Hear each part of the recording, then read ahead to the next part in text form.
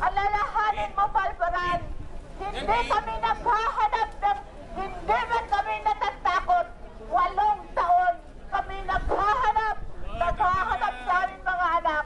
Sinunod namin ang masinsin ang due process of law. Hindi namin nilagay ang batas sa aming mga kamay. Nagtiyaga kami pumunta sa korte.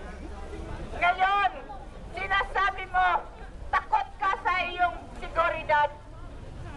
Tanga ka ba? Tanga ka ba? Almost 3 years, nagtago ka. Wala kang seguridad. Nag-iisa ka. Ngunit, hindi ka natatakot. Ngayon, nasa kamay ka na ng hustisya. Diyan ka ba natatakot? Na ang ibig sabihin, gusto mo insultuhin ang seguridad, ang mga pulis dito sa Bulacan na hindi ka kaya babantayan ang buhay mo. Na kung ako lang, sa akin lamang, ang gusto ko nga, siyempre, bago ka mamamatay, ilitaw mo muna ang aming mga anak. Ayan ang kagustuhan ko. Kung patiwarik yung binitin ng aking anak, dapat patiwarik din na ibitin ka namin at kung anong ginawa mo habang ka nasa serbisyo at walang hiya sa aming mga anak.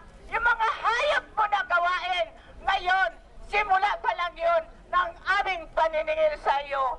Dapat ang lahat na ginawa mo sa aming mga kaanak ay karapat-dapat na dagasin mo. Kaya sa ngayon,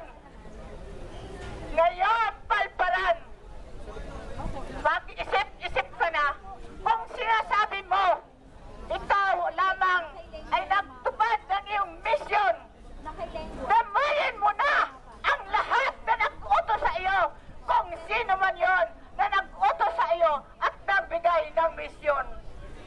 Sa umagang ito, nakikita ko halos kalumuhod kayo ng dalawa ng iyong attorney sa harap ng korte. Yan ang iisipin natin.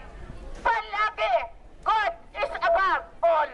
At hindi lagi na lang walang dala na mga witnesses dahil wala silang contact doon sa mga witnesses nilang sinasabi.